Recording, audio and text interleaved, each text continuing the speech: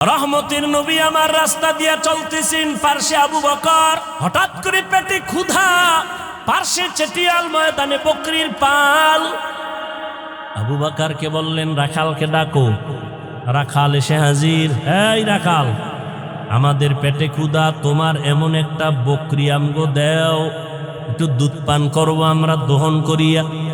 রাখাল কয়, এই বকরির মালিক আমি না, অতএব আমি দিতে পারুম না। এবার নবী কয়, রাখাল শোনো, আচ্ছা ঠিক আছে, তাহলে দুধওয়ালা বকরি দেওয়া লাগবে না, এমন একটা বকরি দাও যেই বকরিটা মৃত্যু পর্যন্ত দুধ দিবে না। এরকম বকরি আছে না, দুধ দেয় না, এমন একটা বকরি দাও। রাখাল বলে, এই যে একটা বকরি আছে, এটা নেন, এর থেকে জীবনে দুধ আসবে না। রহমতের নবী বলে, আবু বকর দাঁড়ান। নবী যেই বকরির থেকে জীবনে দুধ আসবে না বলিয়া রাখাল দিল, রহমতের নবী ওই বকরির হাত দিলেন ওলানের ভেতরে, সাথে সাথে দুধ আসলো। নবী পান করলেন, আবু বকর করলেন, রাখালেরও করাইলেন। করানোর পরে কয়, রাখাল বকরিটারে আবার পালের মধ্যে দিয়া দাও। রাখাল দেওয়ার পরে যেই বকরি জীবনে দুধ দিবে না, এই লোকটা কে যার হাত লাগা মাত্র দুধ আসলো? এতক্ষণ চিনে নাই, এতক্ষণ। ও ভাই, আমি রাস্তা দিয়ে হেঁটে আসতেছি, যে চিনে না হে ধাক্কা দিছে, হুজুর সরেন। যখন টের পাইছে আমি চেয়ারে বসার পরে, এবার আর রুশ আসেনি তার। এই জন্য যে যাকে চিনে না সে তাকে মানে না, যে যাকে চিনে তাকে মানার মতো মানে। বলে কেমন, কয় জীবন দিতে রেডি। রাখাল এতক্ষণ চিনে না এই ব্যক্তিকে, যখনই দেখলো একটা বকরি জীবনে দুধ দিবে না, ওই বান্দার হাতটা দেওয়া মাত্র বকরি দুধ দিল, চিনে ফেললো। এটা সাধারণ কোনো মানুষ না, এটা পাওয়ারওয়ালা মানুষ। এই পাওয়ার আমার মধ্যে নাই। এই পাওয়ারের নাম হলো মুআজিজা। এই পাওয়ারের নাম কি? নবীদের বেলায় হলে মুআজিজা, ওলিয়া উলিয়াদের বেলায় হলে হবে কারামত। ভালো করে মনে রাখবেন, যেটা কখনো সম্ভব না, এইরকম কিছু অসম্ভব আল্লাহ যদি সম্ভব করেন, এটাকে আশ্চর্য ধরনের বলা হয়, অলৌকিক পাওয়ার বলে। এটা আল্লাহ ডাইরেক্ট আসমান থেকে জমিনে আইসা করবেন না, এটা কোনো ব্যক্তির মাধ্যমে করবেন। গাছ কথা বলতে পারে না, একজনে প্রশ্ন করে কথা বলা শুরু হয়ে গেল, এটা তো সম্ভব না। আমার আল্লাহর দ্বারা সম্ভব। সব অসম্ভবকে সম্ভব করতে পারেন কে? আর এই অসম্ভবকে সম্ভব যে আল্লাহ করবেন, এটা আল্লাহ কুদরতের দ্বারা করবেন, কারো মাধ্যমে করবেন। নদীর মধ্যে দীর্ঘ বছর পানি নাই, শুকাইয়া গেছে নদী। একজন ব্যক্তির কাছে এলাকার মানুষ আইসা কয়, আমগো নদীতে পানি নাই। লোকটা বড় একজন আল্লাহর প্রিয় বান্দা, তিনি একটা চিঠি লেখলেন। চিঠির মধ্যে কি লেখছেন তিনি জানেন, আর আল্লাহ জানেন। তিনি কয়, এই চিঠিটা নদীর মধ্যে ফেলে দাও। যখন চিঠি নিয়ে নদীর মধ্যে ফেলে দিল, দীর্ঘ বছরের শুকনা নদীর মধ্যে পানির জোয়ার শুরু হয়ে গেল। সুবহানাল্লাহ। না কি মনে হয় গাঞ্জা খেয়ে কথা কই না? চেহারা দেখলে তো মনে হয় না। একজনে তেঁতুল খায়, কয় কেমন লাগে, কয় ঠোঁটের মিসকলে বুঝো না। কি মনে হয় আমরা গাঞ্জা খাই, ইয়াবা ট্যাবলেট খাই, বিড়ি টানি? তাহলে আমাকে মাথা খারাপ কেন বলেন? মাথা খারাপ তো তাদের হতে পারে যারা মদের বোতল নিয়ে দৌড়ায়, যারা গাঞ্জা খায়, ইয়াবা ট্যাবলেট খায়। কথা ঠিক? কেন বলেন হুজুরদের মাথা খারাপ? আল্লাহ বুঝার তৌফিক দান করেন। নদীর মধ্যে পানি জারি হয়ে গেছে, একটা চিঠি লিখে দিছে। এখন একটু যদি গভীরভাবে জ্ঞান খাটান তো মাথা গরম হয়ে যাবে, কঠিনভাবে গরম হবে। এটা কেমন কথা? চিঠি লিখে নদীর মধ্যে ফালায় দিছে, এইটার মধ্যে পানির জোয়ার শুরু হয়ে গেছে। এটা গাঞ্জা খাওয়া ছাড়া আর কোনো কথা? এটা ভালো মানুষ বিশ্বাস করে কেমনে? কয় কথাটা এটা এই কামটা ঘটাইছে কেটা? একজনে কানে কানে কয় এটা তাবলিগ ওয়ালারা ঘটাইছে। যদি কয় তাবলিগ, ওটা বিনা দলিলে কাফের। না না, তাবলিগ না। কারা কয় চরমনায়, কত ডবল কাফের। তো কারা ঘটাইছে? কেন চরমনায়ও না। খুঁজতে খুঁজতে খুঁজতে খুঁজতে ফট করে কয় না, এটা যে ঘটাইছে তিনি রসুলের কলিজার সাহাবী হযরত ওমর। এবার ক কাফের। ঘটনাটা কে ঘটাইছে? হযরত ওমর, কে সেই ওমর? কে সেই ওমর? 27 বছর বয়সে রাসূলের হাতে কালেমা পড়েছে। কয় বছর? কয় বছর? কয় বছর? তাহলে যুবকেরা নবীর বিরুদ্ধে না পক্ষে? তুমি হারারাতি করো নবীর পক্ষে, চ্যাটিং করো।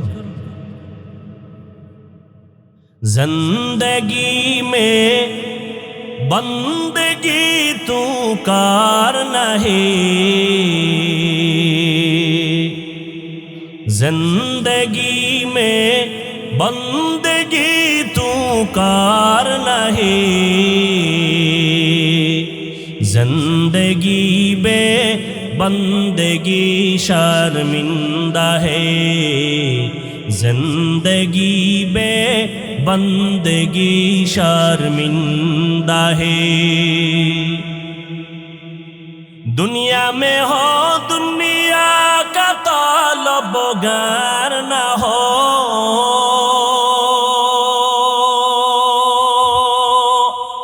बाजार से गुजर हो खरीदार न हो, दुनिया में हो दुनिया का तलबगार न हो,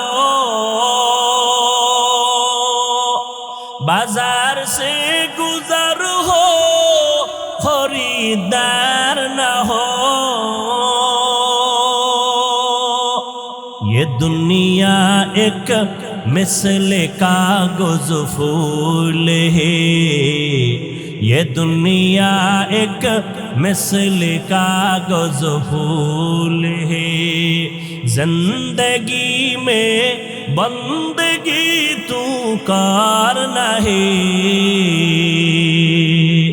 जिंदगी में बंदगी तू करना है, जिंदगी बे बंदगी शर्मिंदा है, जिंदगी बे बंदगी शर्मिंदा है, जिंदगी में बंदगी कुन बंदगी, जिंदगी बे बंदगी शर्मिंदगी। वमा अरसलनाका इल्ला रहमतन लिल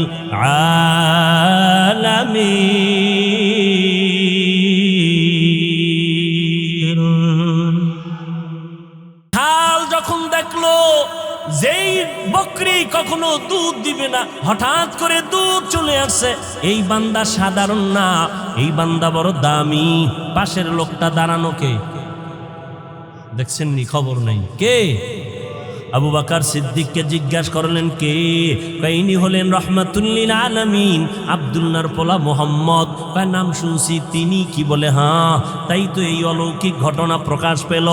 এবার মাথা নত করে বলে, পয়গম্বর আমাকে আপনি তাড়াতাড়ি কালেমা পড়ায় দেন। এই রাখাল আর কেউ না, কলিজার সাহাবী আব্দুল্লাহ ইবনে মাসউদ রাদিয়াল্লাহু তাআলা আনহু। ইমামুল আউয়ালিনাল আখিরিন, বাহরে সাদকা রাহমাতাল লিল আলামিন, সাইয়্যিদুল কাউনাইন খাতমুল মুরসালিন, আখির আমদ বুদে ফখরুল আউয়ালিন। এরে আল্লাহর বান্দা, ভালো করে বুঝো,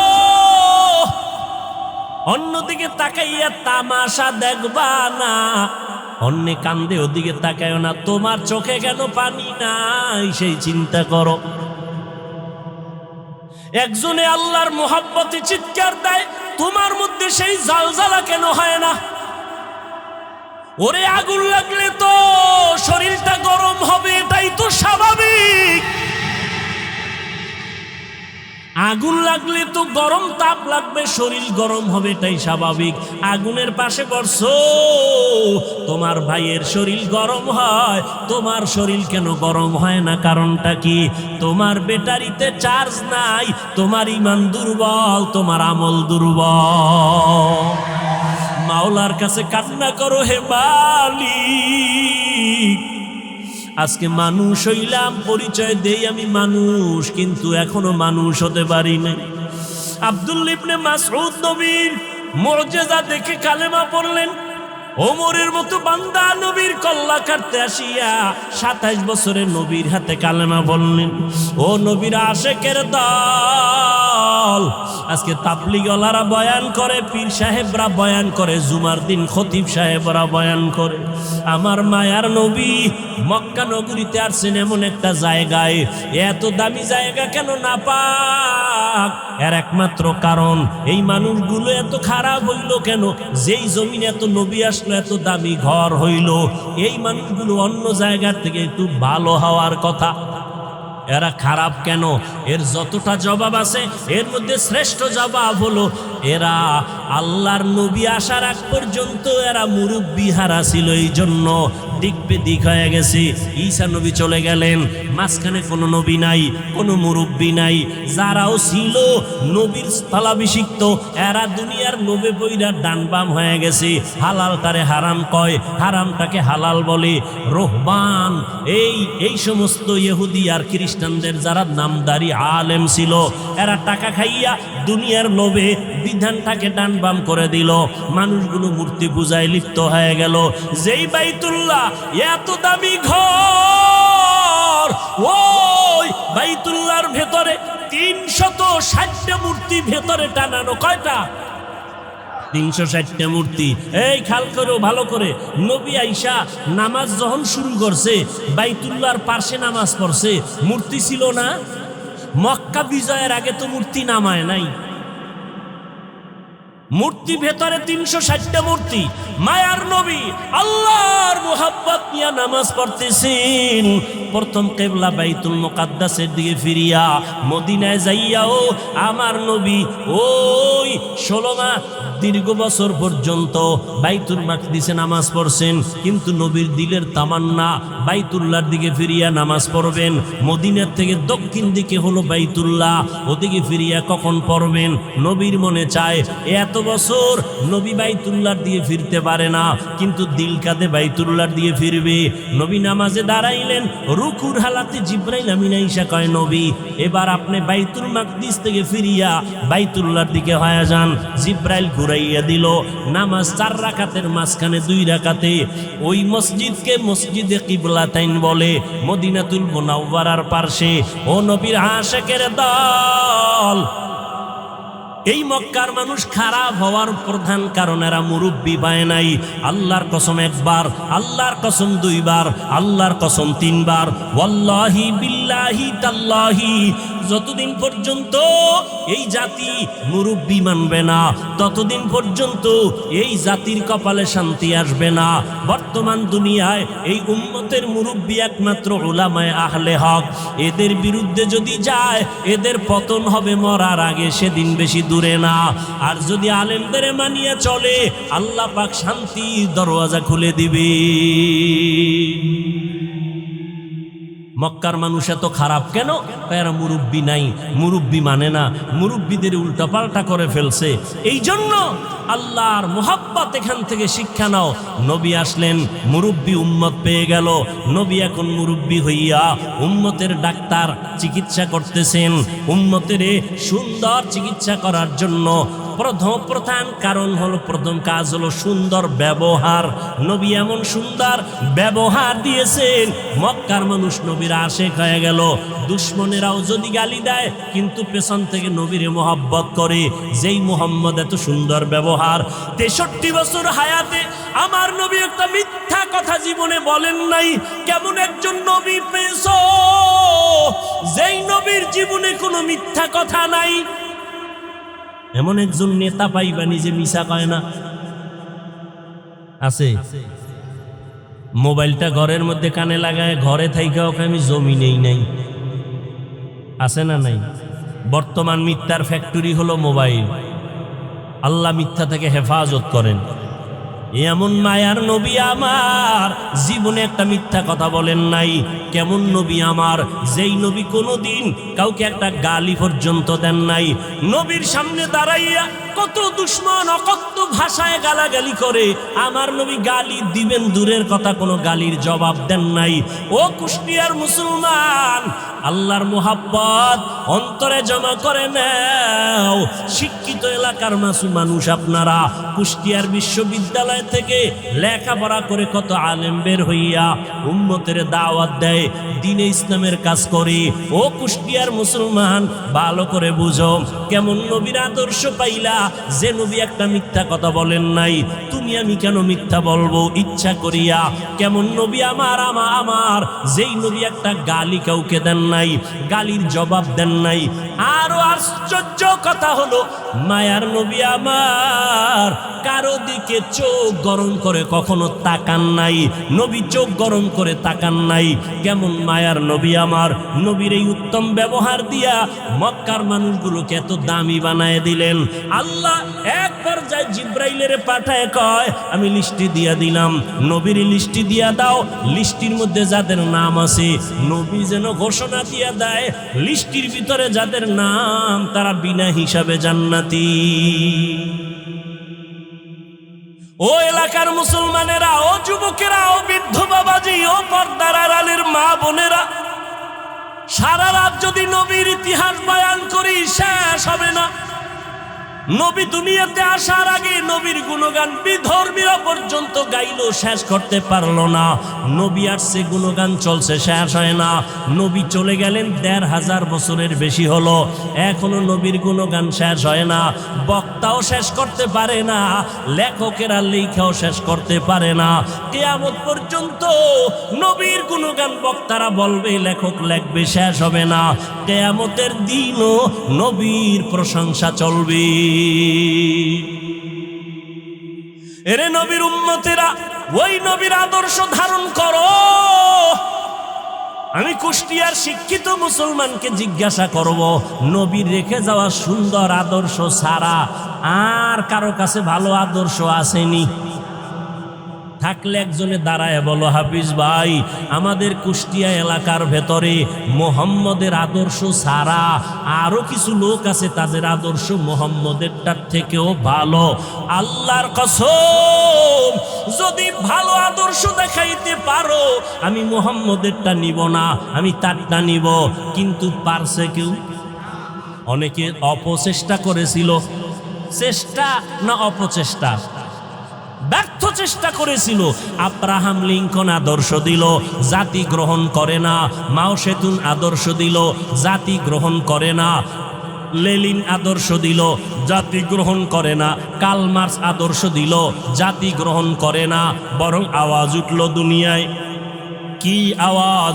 বলে, দুনিয়াতে যত আদর্শ গান শুনলাম, এক কথায় জবাব, দুনিয়ার সব আদর্শগুলো নাপাক, একমাত্র মদিনার নবীর আদর্শই হলো পাক। ও গো নবীর উম্মতেরা, হয়ে আজি দিশাহারা, কোরআন হাদিসের চলো যখন যাহা চায় মনে, নবী বিনে কে দাঁড়াবে পুলসিরাত মিজানে, নবী বিনে কে দাঁড়াবে পুলসিরাত মিজানে। ও আল্লাহর বান্দারা, তাহলে নবীর আদর্শ থেকে দামি আর আদর্শ কারো কাছে? সবাই একমত? দ্বিতীয় প্রশ্ন, নবীজির আদর্শ যে রেখে গেলেন, মানবে কারা? হিন্দু, ইহুদি, খ্রিস্টান? সবাই একটু জিহ্বা নাড়ায়, আল্লাহ সাক্ষী, ফেরেশতারা লিখবে। বলো, নবীর আদর্শ মানবে কারা? কোন দেশের মুসলমান? সারা দুনিয়ার? শুধু কুষ্টিয়ার মুসলমান বাদ? হ্যাঁ, তাহলে নবীর আদর্শ হিন্দু মানবে না, বৌদ্ধরা মানবে না, ইহুদিরা মানবে না, খ্রিস্টানেরা মানবে না, তুমি মুসলমান মানবা। কিন্তু কই নবীর আদর্শে দাড়ি লম্বা হয় না কেন? নবীর আদর্শে টুপি মাথায় উঠে না কেন? নবীর আদর্শ মতো 5 বেলার নামাজ পড়ো না কেন? এটা কি শুধু হুজুরেরা করবে? ও আল্লাহর বান্দা, যদি বলো হুজুর ও হাফিজ ভাই আমরা পারি না, আপনারা পারেন, এবার আমি বলবো রে বাবা, তোমার মতো যুবক জীবনে মাদ্রাসায় পড়ে নাই, স্কুল কলেজে লেখাপড়া করে, জেনারেল লাইনে চাকরি করে, ব্যবসা করে, সত্য কথাটা স্বীকার করো। তোমার মতো যুবক জীবনে মাদ্রাসায় পড়ে নাই, এমন যুবক স্কুল কলেজ ভার্সিটিতে পড়ে, 5 বেলার নামাজ পড়ে আছে না নাই? আর কি ওয়াজ করবো বলো? এবার তুমি তোমারে জিজ্ঞেস করো, তুমি কেন পারো না? ও কুষ্টিয়ার মুসলমান, তোমার মতো যুবক সন্তান র্যাব, আর্মি, পুলিশ, বিডিআরের চাকরি করে, 5 বেলার নামাজ পড়ে আছে না নাই? তুমি কেন পারবা না রে বাবা? তোমার মতো যুবক রাস্তায় গাড়ি চালায়, 5 বেলার নামাজ পড়ে, তুমি কেন পারবা না? বালিশে মাথা লাগায় একটু প্রশ্ন করো, তুমি কেন পারবা না রে বাবা? নদীর মধ্যে মাছ ধরে, নামাজ ছাড়ে না, তুমি কেন পারো না? তোমার আমার মতো কত যুবক তাকায় দেখো ময়দানে কৃষি কাজ করে, নামাজ পড়ে, তুমি কেন পারবা না? আসলে কি ওলামায়ে কেরামের কথা মিথ্যা মনে করছো? আল্লাহর কোরআন নবীর কথা কি মিথ্যা মনে করছো নাকি বাবা? আমাকে আবার একটু জবাব দাও, আমার আল্লাহর কোরআন সত্য নাকি মিথ্যা? কত পার্সেন্ট সত্য? সবাই বলো। এবার আমাকে বলো, আল্লাহর ওই কোরআনে জান্নাতের বয়ান আসেনি? সত্য। জাহান্নামের বয়ান আসেনি? এবার বলো বাবা, ওই আল্লাহর কোরআনে জান্নাত জাহান্নামের বয়ান আছে, শুধু এতটুকু না, কারা জান্নাতে যাবে কারা জাহান্নামে যাবে আল্লাহ তাও বয়ান করেছেন। ইন্নাল আবরারা লাফি নাঈম ওয়া ইন্নাল ফুজ্জারা লাফি জাহিম। নেক আমল যারা করবে তারা জান্নাতের পথিক, যারা গুনাহ করবে তারা জাহান্নামের পথিক। ও আল্লাহর বান্দারা, জাহান্নামটা কেমন ভয়ঙ্কর, জান্নাতটা কেমন আরামের ঘর আমার আল্লাহ তাও বয়ান করেছেন। জান্নাতিন তাজরি মিন তাহতিহাল আনহার, এমন একটা জান্নাত আল্লাহ জান্নাত নেক আমলওয়ালাকে দিবেন, যেই জান্নাতে ঢুকলে কোনোদিন যুবকরা বুড়া হবে না, কালো থাকবে না, যেই জান্নাতে কোনো বাথরুম নাই, যেই জান্নাতে কোনো রোদের গরম, অসহ্যকর গরম নাই, যেখানে কোনো বিদ্যুতের লোডশেডিং নাই, ওই জান্নাত এমন আরামের জায়গা যেখানে শান্তি আর শান্তি আর শান্তি। আবারও জবাব দাও, এই জান্নাত পাবে কারা? গুনাহগার না নেক আমলওয়ালা? তোমার আমল কোথায় রে বাবা? আর যারা গুনাহ নিয়ে কবরে যাবে তাদের জন্য জাহান্নাম আল্লাহ বানায় রাখছেন। কেমন জাহান্নাম? আল্লাহ তাআলা কোরআনে বয়ান করেছেন, আল্লাতী তাত্তালিউ আলাল আফইদা, দুনিয়ার আগুন থেকে 70 গুণ জাহান্নামের আগুনের গরম হবে বেশি। ওই জাহান্নামটা গুনাহগারের জন্য, ওই জাহান্নামে তো ভয়ঙ্কর। দুনিয়ার আগুন হাতে লাগলে হাত জ্বলে, পা জ্বলে না, পায়ে লাগলে পা জ্বলে, হাত জ্বলে না। আল্লাহ বলেন জাহান্নামের আগুনে তো মারাত্মক ভয়ঙ্কর আগুন, শরীরের যে কোনো জায়গায় লাগা মাত্র কলিজা পর্যন্ত ভুনা হয়ে যাবে। ও যুবক, আজকে আমিও তো তোমার মতো একটা যুবক। আমি যদি তোমার মতো প্যান্ট শার্ট টাই লাগাইয়া দাড়ি কামাইয়া রাস্তায় ঘুরতাম, মাস্তানি করতাম, কেউ বাধা দিত না। টুপি মাথায় দিলে মাথা গরম হয়, তোমার থেকে কম বুঝি না, এরপরও কেন টুপি ফালাই না? দাড়ি রাখলে যৌবনের ভাব চলে যায়, এগুলো বুঝি, এরপরও কোনো দাড়ি কাটি না। ও যুবক, বেপরদায় চললে বড় যৌবনের ভাব মিটানো যায়, এরপরও কেন বেপরদায় চলি না? ও আল্লাহর বান্দারা, নামাজ পড়তে অনেক কষ্ট, শীতের দিন ফজরের সময় নামাজ পড়াবো আরো কষ্ট, এরপরও কেন নামাজ সারি না রে বাবা? এই লম্বা জামাটা পরলে শরীর গরম লাগে বুঝি, তারপরও কেন এই পোশাকটা ফালাই না? এর একমাত্র কারণ, আল্লাহর কোরআন পড়লাম, নবীর কথা দেখলাম, একটাও কোনো মিথ্যা নাই। অনেক বেঈমানেরা, পণ্ডিতেরা মিথ্যা প্রমাণ করার জন্য অপচেষ্টা করছে, আজও পর্যন্ত আমার মাওলার কথা একটা ভুল বের করতে পারে নাই। পারছে? বরং বহু বেঈমানেরা কালেমা পড়ে মুসলমান হয়ে গেল। ও যুবক বাবা, চিন্তা ভাবনা করিয়া কবরের দিকে যাও। একটু চিন্তা করো রে বাবা, আমার মাওলার কোরআন সত্য। আজকের বৈজ্ঞানিকরা বলে জমিন থেকে 9,30,00,000 মাইল উপরে হলো সূর্য। এই জমিনটা যত বড় তার থেকে 13 লক্ষ গুণ বড় সূর্য। এই সূর্যটা রাতের বেলা নাই, দিনের বেলা ছিল। এখনো কেন এত গরম লাগে, সহ্য করা যায় না। আল্লাহর কথা মিথ্যা না রে বাবা। নবী বলেন কিয়ামতের দিন মানুষ, নারী আর পুরুষ সব উলঙ্গ দাঁড়াবে হাসরের মাঠে। সূর্যটা নিচে নেমে আসবে, সূর্যের গরমে জমিনটা তামা হয়ে যাবে। আম্মা জান আয়েশা রাদিয়াল্লাহু তাআলা আনহা দেখেন নবী একদিন তার রুমে বৈশা কাঁদতেছেন। যে নবীর কোনো গুনাহ নাই সেই নবী কান্না করেন। আম্মা জান বলেন, ইয়া রাসূলুল্লাহ, আমার ভয় লাগে কোনো বেয়াদবি করলাম কিনা, আপনি কেন কাঁদতেছেন? আমার নবী বলেন, আয়েশা, আপনি কোনো বেয়াদবি করেন নাই, কেন কাঁদেন হে নবী? মায়ার নবী বলেন, ও আয়েশা, হাসরের ময়দানের কথা মনে পড়ে গেছে আমার। কিয়ামতের দিন আমার গুনাহগারের উম্মতের কি হালাত হবে। কেন ইয়া রাসূলুল্লাহ? নবী বলেন, ও আয়েশা, কিয়ামতের ময়দানে নারী আর পুরুষ সব উলঙ্গ দাঁড়াবে।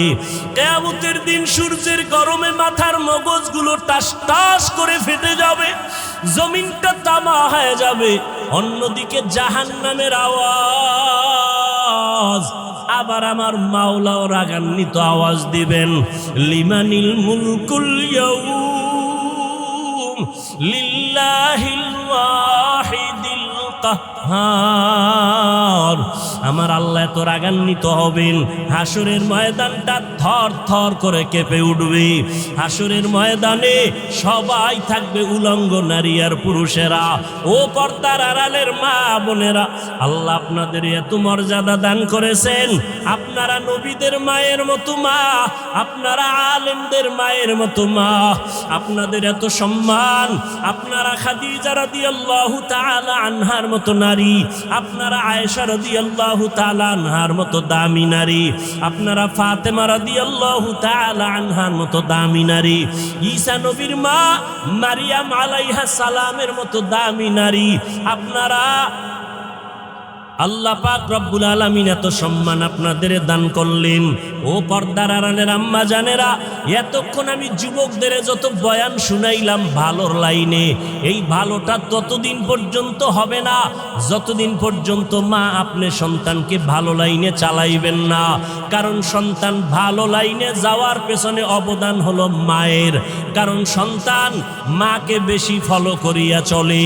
এই জন্যই নবীও বলেছেন, এ দুনিয়ায় সব থেকে নারী নেককারিনী যারা আদর্শবান নারী বড় দামি সম্পদ। এরে আম্মা জান, আপনার সন্তানটাকে আপনি ডাক্তার বানাবেন, বাধা নাই। ইঞ্জিনিয়ার বানাবেন, বাধা নাই। প্রফেসর বানাবেন, বাধা নাই। ও যুবক, তুমি স্কুলে পড়ো, কলেজে পড়ো, ভার্সিটিতে পড়ো, বাধা নাই। আমি এতক্ষণ তোমাদের এত চিল্লাইয়া বয়ান শুনাইলাম, একবারও আমি বলি নাই তোমরা হুজুর হইয়া মাদ্রাসায় যাও। না বাবা, তুমি চাকরি করো, বাধা নাই। ব্যবসা করো, বাধা নাই। তুমি স্কুলে পড়ো, বাধা নাই। তুমি চাকরি করো, তুমি ভার্সিটিতে বড় কোনো বাধা নাই। তবে নবীর আদর্শ মানিয়া অন্ধকার কবরের দিকে রওনা হও। ডাক্তারও যদি হও, মা বাবার দোয়া নিয়ে চলিও, 5 বেলার নামাজ পড়িও, কপাল খুলে যাবে। ইঞ্জিনিয়ার যদি হও, ভালো আদর্শ নিয়ে মানুষের সাথে আচরণ ভালো করিও, কোরআন তেলাওয়াত করো, 5 ওয়াক্ত নামাজ পড়িও, জীবনের চাকা ঘুরে যাবে। ও আল্লাহর বান্দারা, আম্মা জান আয়েশা বলেন, ও নবী, কিয়ামতের ময়দানে ভয়ঙ্কর হালাত কেমন হবে? নবী চোখের পানি ছেড়ে কাঁদেন আর কয়, আয়েশা, নবীরা যাদের কোনো গুনাহ নাই সেই নবীরা পর্যন্ত কান্নায় বিভোর হয়ে যাবে।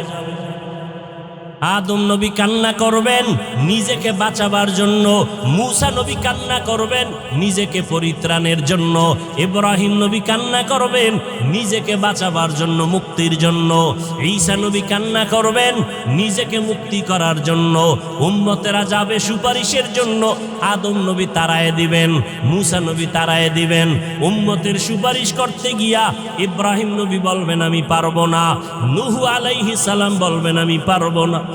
নবী বলেন ও আয়েশা জানো ওই কঠিন সময় উম্মতেরা এক একজন নবীর কাছে যাইয়া যখন দেখবে সুপারিশের কেউ নাই, উম্মতেরা পাগলের মতো করবে, সর্বশেষ ওরা আমি মুহাম্মদের কাছে দৌড়ানোর চেষ্টা করবে, আমাকে তালাশ করবে।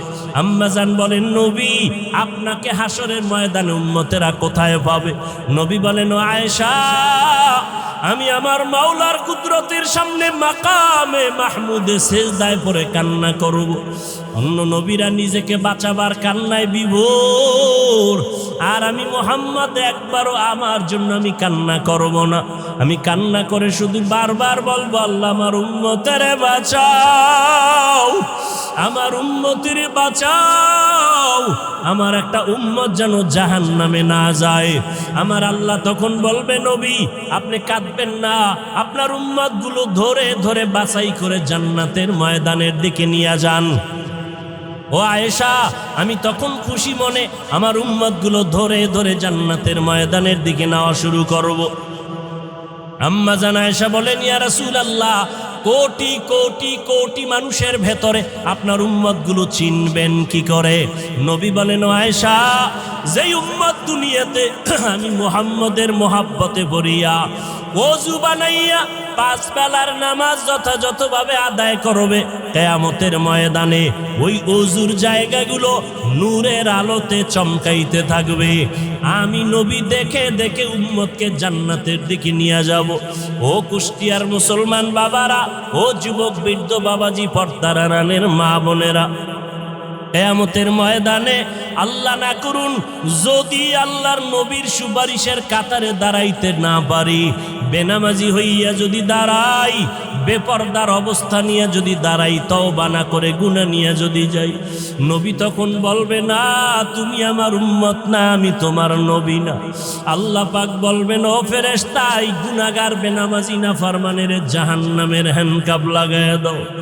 ও আল্লাহর বান্দারা সূর্যের গরম সইতে পারি না, গুনাহ নিয়ে কবরে গেলে হাসরের ময়দানে কেমনে জাহান্নামের আগুন সহ্য করব? একটু নিজের চিন্তা করো। আজকে তোমার ডানে বামে আমার ডানে বামে ভক্তবৃন্দের অভাব নাই, টাকা পয়সা বাড়ি গাড়ির অভাব নাই, মরিয়া গেলে সাদা কাফন ছাড়া কেউ নাই, অন্ধকার কবরে কেউ আমার আপন হইয়া যাবে না।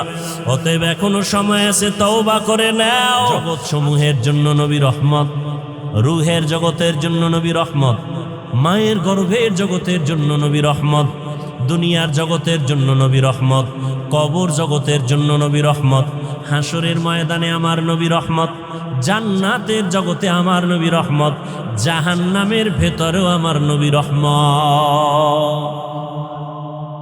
একজনে প্রশ্ন করবে মনে মনে, সামনে তো আর আসবে না, পেছনে পেছনে বলবে নবী জান্নাতের জন্য রহমত বুঝলাম, জাহান্নামের জন্য রহমত, এটা আবার কোন কথা? এজন্যই তো ভাইজান দূরে থেকে সব কথা আজ করা যায় না। কুষ্টিয়ার বাজারে আর পেছন দিক থেকে একজনকে দেখা কাও চাচা মিয়া দাঁড়াও, মনে করছো তোমার বাড়ির চাচা। চাচায় যখন উল্টা দিকে চেহারাটা ঘুরাই দিয়ে কয় ও আপনাকে বলি নেই, কয় দূরের থেকে ধারণা করিও না, কাছে যাও। এই দুনিয়াতে নবী আসবেন না, সাহাবায়ে কেরাম আসবেন না, উলামায়ে কেরামে উম্মতের রাহবার ওয়ারাসাতুল আম্বিয়া। উলামায়ে কেরাম আল্লাহকে ভয় করবেন, ভয় করার মানে গুনাহ থেকে নিজেকে বাঁচায় রাখবেন। সাধারণ মানুষ শয়তানের ধোকায় পড়ে বাম হাতে পানি পান করবে, কিন্তু কোনো আলেম বাম হাতে পানি পান করবে না। সাধারণ মানুষ শয়তানের ধোকায় পড়ে টুপি ছাড়া চলবে, দাড়ি কাটবে, কিন্তু যারা আলেম তারা কখনো টুপি ছাড়া চলবে না। হর কে দারদ খৌফে হক দর দিল মদম জন্নতুল মাওয়া দেহদ উরা মাকাম জুজবা হক চি জে মখাজ ইনসোজা ফজলে উআ মস্তে দর জুমলা জাহা। জগৎ সমূহের জন্য আপনার আমার নবী, রহমতের নবী আমার নবী, রূহের জগতের জন্য কিভাবে রহমত, ভিন্ন আলোচনা। মায়ের গর্ভের জগতের জন্য নবী কেমন রহমত, ভিন্ন আলোচনা। দুনিয়ার জগতের জন্য নবী কেমন রহমত, ভিন্ন আলোচনা। হাসরের ময়দানের জন্য নবী কেমন রহমত, ভিন্ন আলোচনা। জান্নাতের জগতে নবী কেমন রহমত, ভিন্ন আলোচনা। জাহান্নামের জগতের জন্য নবী রহমত কেমন, ভিন্ন আলোচনা। আপনাদের ধৈর্য হবে না, সময়ও কুলাবে না।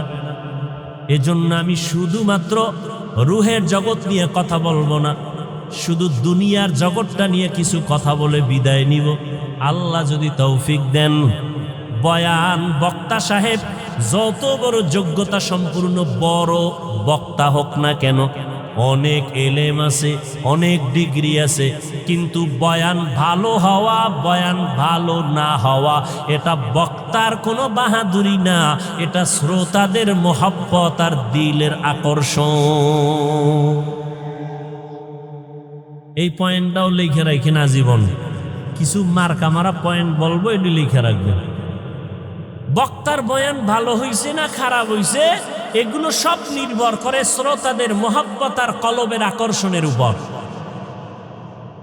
আপনাদের অন্তরের হালাত যেমন, বয়ান হবে তেমন। যদি আল্লাহর মহব্বত নিয়ে বয়ান করি আর আল্লাহর মহব্বত নিয়ে বয়ান শুনেন, বরকতকে দিবেন। দুনিয়ার জগতের জন্য আমার নবী রহমত। কেমন একজন নবী আল্লাহ আমাদের দান করেছেন, চিনলি না রে যুবক? যদি আমার নবীর একবার চিনতি, নেতার জন্য জীবন দাও, নেত্রীর জন্য জীবন দাও, দলের জন্য জীবন দাও, আমার নবীরে যদি একবার চিনতি, এই জমিনে কল্লা দিয়া দিতি, কোনো বেঈমান আমার নবীর বিরুদ্ধে কথা বলতে পারতো না। ইমামুল আউয়ালিন আল আখিরিন বহরে সাদকা রাহমাতাল লিল আলামিন সাইয়্যিদুল কাউনাইন খাতমুল মুরসালিন আখির আমদ বুদে ফখরুল আউয়ালিন। বছরে মাস কয়টা? 12টা। কিয়ামতের আগে একটা বাড়বে, একটা কমে যাবে। ইন্না ইদ্দাতাশ শুহুরি ইনদাল্লাহি 12 শাহরান ফি কিতাবিল্লাহ ইয়াওমা খালাকাস সামাওয়াতি ওয়াল আরদ মিনহা আরবাআতুল হুরুম যালিকাদ দীনুল কাইয়্যিম। আল্লাহ পাক কোরআনে বলেন সূরা তাওবা, কিয়ামতের আল্লাহ পাক বলেন আমি বছরে গণনার আকারে মাস বানাইছি 12। কথাটা আমি আল্লাহ লিখে রাখছি আসমান জমিন সৃষ্টির দিন লাউহে মাহফুজের মধ্যে। লাউহে মাহফুজে লিখে রেখেছি বছরে মাস হবে 12টা, এবং এই 12 মাসের মধ্যে 4 মাস হবে বড় দামি, বড় সম্মানের মাস।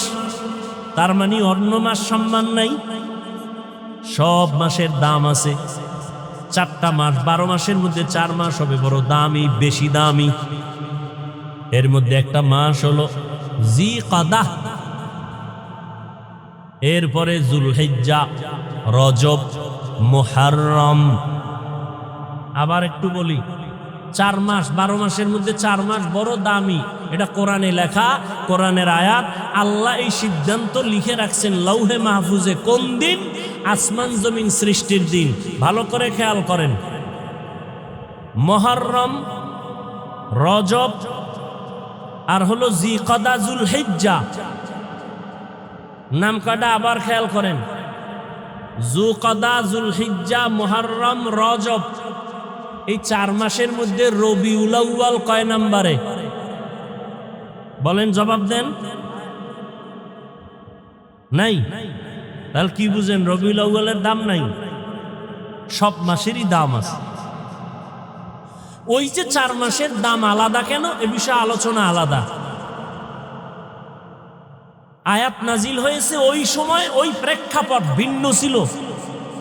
যুদ্ধ বিগ্রহ করত, ওটা নিষেধ করেছিলেন এই 4 মাসে। ওই হুকুম রহিত হয়ে গেছে, এখন সেই হুকুম বাকি নেই।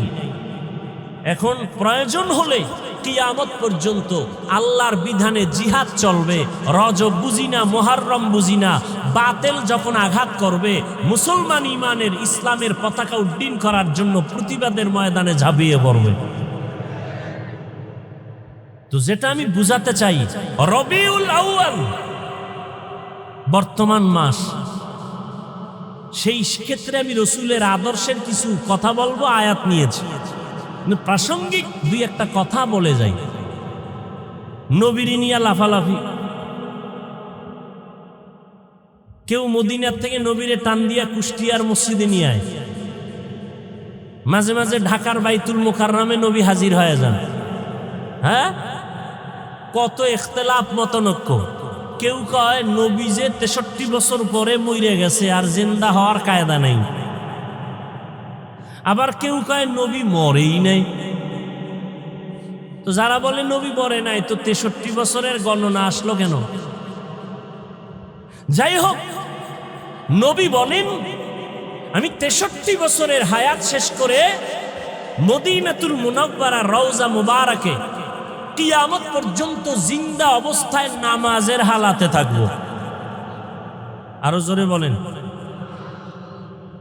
নবী কবরে মদিনায় না মক্কায়? মদিনায়। কতদিন থাকবেন বলেন সবাই? বাংলাদেশে আসবেন কবে? আসবেন? নবী এসে আপনার খবর নেওয়া, এটা মূল্য বেশি না ফেরেশতা দিয়ে নবীর কাছে খবর পৌঁছানো, এটা মূল্য বেশি? কেন নবীরে আনতে চান কেন এখানে? আপনি যাইতে পারেন না? আর আপনার মতো ভেজাল্লা আমল আল্লাহর কাছে নবী আসবে, নবী কি ঠেকানি? আল্লাহ হেদায়াত দান করুন। কিয়ামত পর্যন্ত নবী থাকবেন, মরা না জিন্দা? জিন্দা। কিয়ামত পর্যন্ত নবী জিন্দা, সমস্ত নবীরা কবরে জিন্দা। নবী এসেছিলেন কোন এক বছরের রবিউল আউয়ালে, এ নিয়েও দ্বিমত আছে, আমি সেদিকে যাব না। নবী বিদায় হয়েছেন রবিউল আউয়ালের কোন একদিন, মাঝখানে সময় গেছে 63 বছর।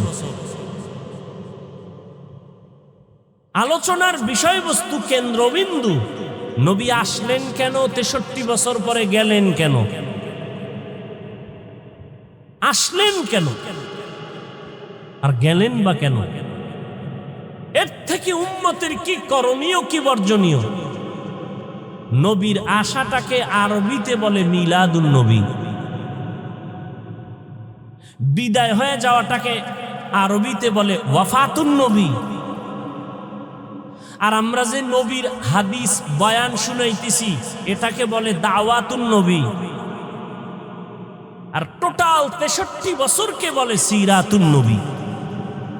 4টা শব্দ বললাম, মিলাদুন নবী, ওয়াফাতুন নবী, দাওয়াতুন নবী, সিরাতুন নবী।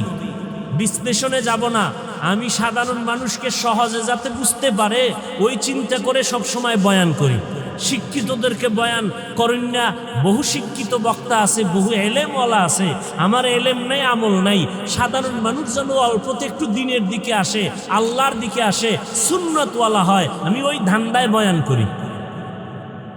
পেশগোছের কথা কম বলি, খুব খেয়াল করবেন। মিলাদুন নবী, ওয়াফাতুন নবী, সিরাতুন নবী, দাওয়াতুন নবী, এই 4টা শব্দ একমাত্র, শুধুমাত্র, কেবলমাত্র আমার আপনার নবী রহমতুল্লিল আলামিনের শানের শব্দ। এই 4টা শব্দ মুসা নবীর বেলায় ব্যবহার হয় নাই, এই 4টা শব্দ ঈসা নবীর বেলায় ব্যবহার হয় নাই। প্রয়োগ হয়েছে, কিন্তু ব্যবহার সব সার্বজনীন নয়। এই চারটা শব্দ আমার নবীর শানের শব্দ। এই চারটা শব্দকে যারা ছোট চোখে দেখবে সে রসুলকেই ছোট করলো। কথা বুঝাইতে পারছি? নবীজির জন্ম মোবারক আমরা মানি না, নবীজির ইন্তেকাল আমরা মানি না, তাহলে আমরা মিলাদুন নবীও মানি, ওয়াফাতুন নবীও মানি। নবীজির আদর্শ আমরা মানি না, তাহলে আমরা নবীর সিরাতুন নবীও মানি, দাওয়াতুন নবীও মানি। অতএব এ নিয়ে আমাদের মধ্যে দূরত্ব সৃষ্টি করার কোনো সুযোগ নাই।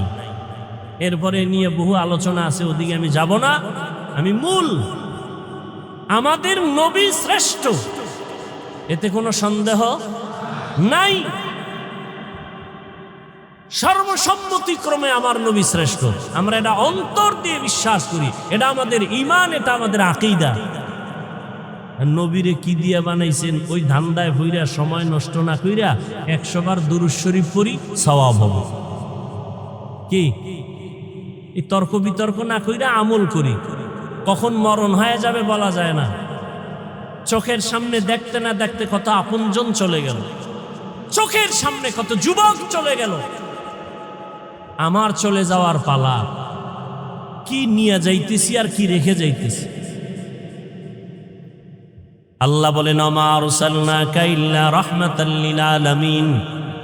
ও পয়গম্বর, জগৎ সমূহের জন্য আমি আপনাকে রহমত করে পাঠাইলাম।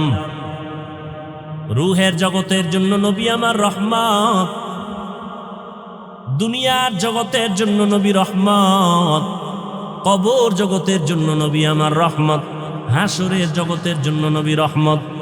দুনিয়ার জগতের জন্য নবী কিভাবে রহমত, এ বিষয়ে 2-4টা কথা আমি বলবো।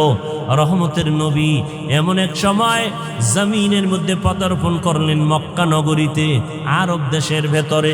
যেই সময় মক্কার মানুষের মতো চরিত্রহীন লম্পট জমিনের মধ্যে আর কোথাও কোনো মানুষ ছিল না। মক্কার মানুষ বড় খারাপ মানুষ, এতটাই চরিত্রহীন। ভালো করে খেয়াল করেন, এতটাই চরিত্রহীন ওই মক্কার মানুষ। নারী আর পুরুষ উলঙ্গ হইয়া বাইতুল্লাহর চারপাশে তাওয়াফ করে। তারা কাপড় পরে যায় না, কারণ এই কাপড় দ্বারা ভিন্ন জায়গায় গিয়া গুনাহ করছে। এই গুনাহযুক্ত কাপড় নিয়ে বাইতুল্লাহর কাছে যাবে না। এরা বাইতুল্লাহকে সম্মান করে, কিন্তু চরিত্র এতটাই দুর্বল, এরা নারীদের পছন্দ করে না।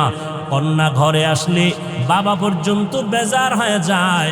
বাবা লজ্জায় পড়ে ওই কন্যা সন্তানটাকে জ্যান্ত গলা টিপে হত্যা করে।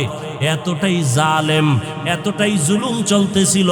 জুলুমের সমাজ, এমন এক জায়গা চতুর্মুখী নাপাক আর নাপাক আর নাপাক। এই অবস্থায় এমন একজন রহমতের নবী মক্কা নগরীর মাঝে আল্লাহ পাঠাইছেন। রহমতের নবী আসছেন, আসা মাত্র জমিনের মধ্যে পরিবর্তনের হাওয়া শুরু হয়ে গেল। প্রশ্ন এখন জটিল, মক্কার মানুষ এত কেন খারাপ হলো? অন্য এলাকার মানুষ কেন খারাপ হলো না? সিরিয়ার মানুষ এত খারাপ কেন না? মক্কার মানুষ এত খারাপ কেন? অথচ এখানে তো লক্ষ লক্ষ নবী আসছেন, সব নবীরা বাইতুল্লাহ তাওয়াফ করছেন।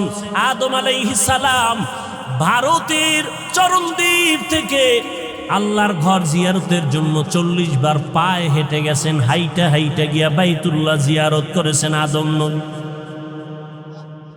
আদম আলাইহিস সালাম,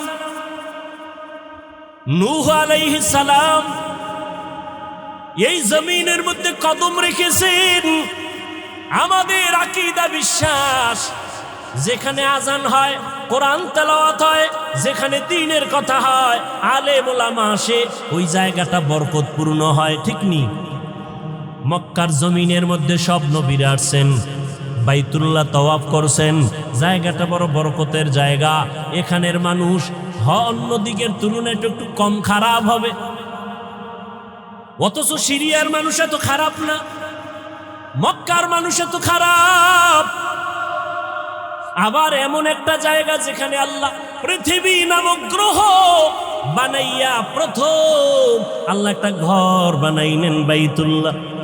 ইন্না আউওয়ালা বাইতিন উযিআ লিন-নাস লাল্লাযী বিবাক্কাতা মুবারাকাও ওয়া হুদা মুবারাকান ওয়া হুদাল লিল আলামিন।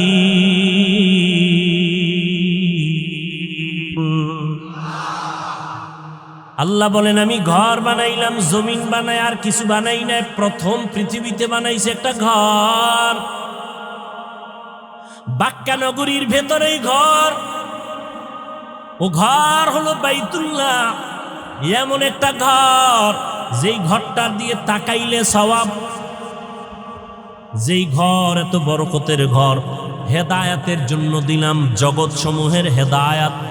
এটা এমন একটা ঘর, নবী বলেন তুমি জিকির করো না, তেলাওয়াত করো না, নামাজ পড়ো না, তাওয়াফ করো না, শুধু আল্লাহর ঘরটার দিকে যদি তাকাইয়া বসে বসে শুধু তাকায়া থাকো, অনবরত আমল নামায় সওয়াব লেখা হবে।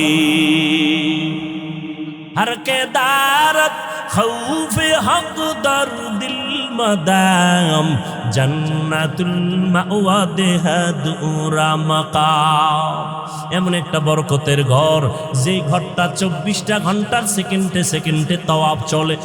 মানুষ না থাকলেও জিনেরা ফেরেশতারা করে। এটা এমন একটা জায়গায় আল্লাহ দিছেন, এই ঘর বরাবর 7 আসমানের উপর একটা নূরের ঘর আছে ফেরেশতাদের কাবা, নাম হলো বাইতুল মামুর। নূরের ঘর, নূরের ঘর। 70,000 ফেরেশতা মুহূর্তে মুহূর্তে 7 আসমানের বাইতুল মামুর তাওয়াফ করে। একবার যারা সুযোগ পায়, কিয়ামতের আগে আর তাদের সুযোগ হবে না। ওই বরাবর আল্লাহ বাইতুল্লাহ জমিনে বানাইলেন, ফেরেশতারা বাইতুল মামুর তাওয়াফ করে। আল্লাহ ওয়াদা করলেন, ও ফেরেশতা, জমিনের মধ্যে এমন একটা ঘর আমি বাইতুল্লাহ বানাইলাম, এই বাইতুল্লাহর তাওয়াফ যারা করবে আমি আল্লাহ তাদেরকে এতটা নিষ্পাপ বানায় দিব, মায়ের গর্ভ থেকে বাচ্চা যেমন নিষ্পাপ ভূমিষ্ঠ হয়, আমার বাইতুল্লাহ জিয়ারত করে যারা বের হবে তাদেরও নিষ্পাপ বানায় দিব। আতিনা ফি দারে দুনিয়া না হাসান, আতিনা ফি দারে উকবা না হাসান, ইয়া গিয়াসাল মুস্তাগীসিন ইহদিনা লিফতিখারা বিল উলুমে ওয়াল গিনা। হর গরিদ নেকো তু তৈয়ার হ্যায়, जो न मांगे उससे तू बेजार है। খারাপ লাগে আপনাদের? আর একটু সামনে আগাবো। মা বাবার জন্য, দেশের জন্য, কবরওয়ালাদের জন্য একটু দোয়া করে যাবেন, এই মন মানসিকতা আছে না? ঘুমে ধরছে? আর বাঙালি কি ঘুমায়নি? কিন্তু মোবাইল যেদিন থেকে আসছে ওদিন থেকে ঘুম বিদায় হয়ে গেছে। আমরা মোনাজাত ধরি বইয়া, মোবাইলওয়ালারা মোনাজাত ধরে রাতে বিছানায় শুইয়া। সারা রাত মোবাইলের ডিউটি, কবিরা গুনাহ করে চেহারাটা কার্টুন হয়ে গেছে। এরে যুবক, আল্লাহর কসম করে বলি, ভালো করে লিখে রেখো রে যুবক, এই দুনিয়ায় যত বন্ধু পেয়েছো সব বন্ধু স্বার্থপর। একমাত্র দুনিয়ার জমিনে তোমাদের নিঃস্বার্থ বন্ধু উলামায়ে কেরাম ছাড়া আর কেউ নাই। আছে যারা তোমাকে ভালোবাসে, ছায়া দেয়, স্বার্থ আছে। আঘাত লাগবে, সদস্য পদের নাম কাটবে না, কল্লাটা কেটে ফেলবে। কিন্তু আমরা উলামায়ে কেরাম তোমাদের এত আপন, আমাদের কি পরিমাণ গালাগালি করো তাও আমরা জানি, আমাদের বিরুদ্ধে কি পরিমাণ ফেসবুকে লেখো তাও আমরা জানি। এরপর একটা গালি দেই না, কলিজা দিয়া দোয়া করি, ও দয়ার মালিক আমার কলিজার যুবকদের তুমি দিনের খাদেম বানায় দাও। কারণ নবীজিও যুবকদের জন্য বড় দোয়া করেছেন।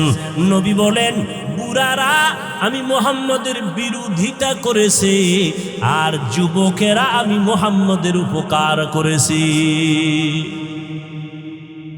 আবু জাহিল নবীর বন্ধু না দুশ্মন?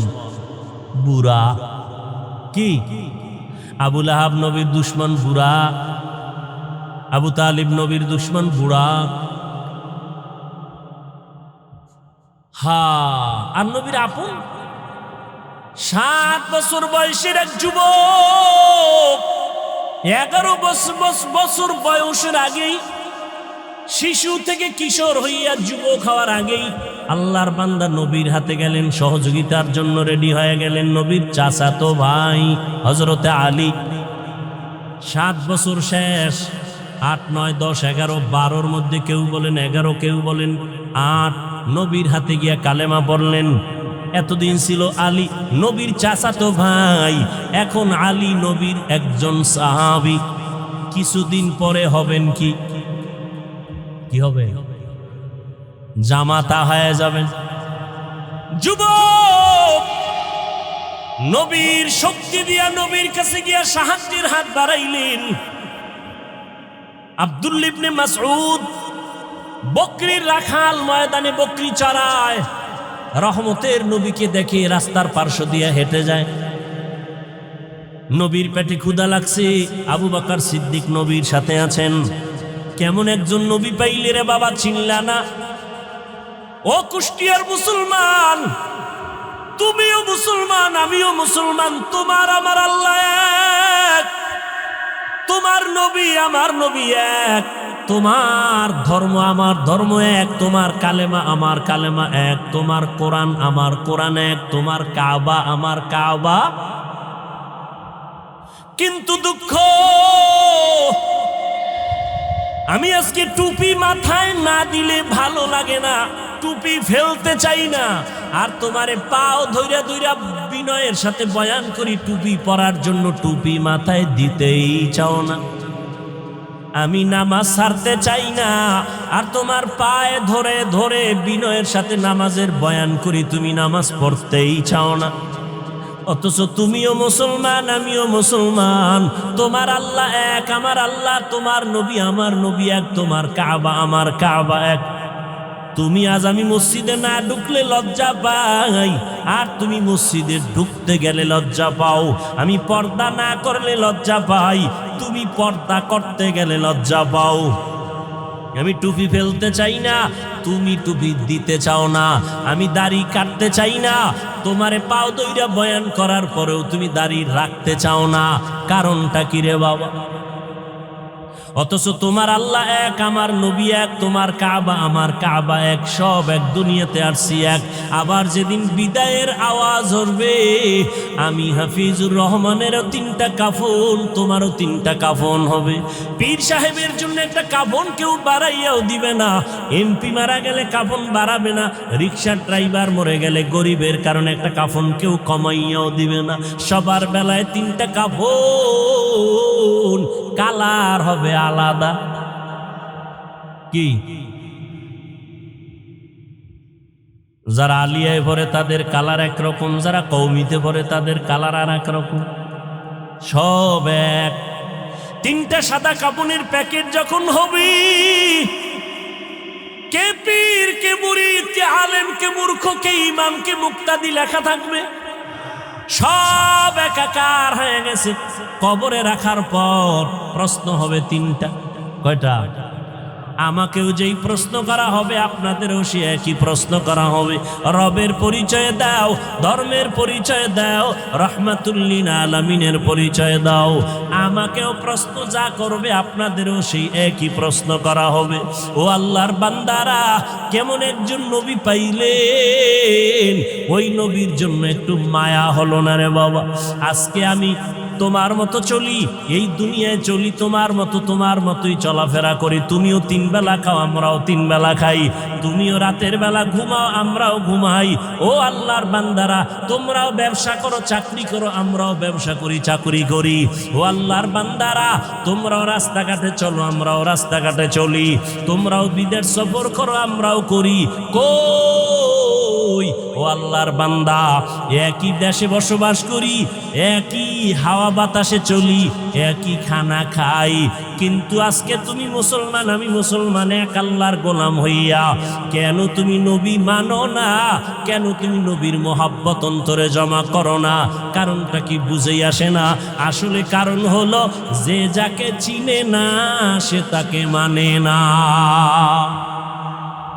তুমি আমার আল্লাহকে এখনো চিনতে পারো নাই রে যুবক।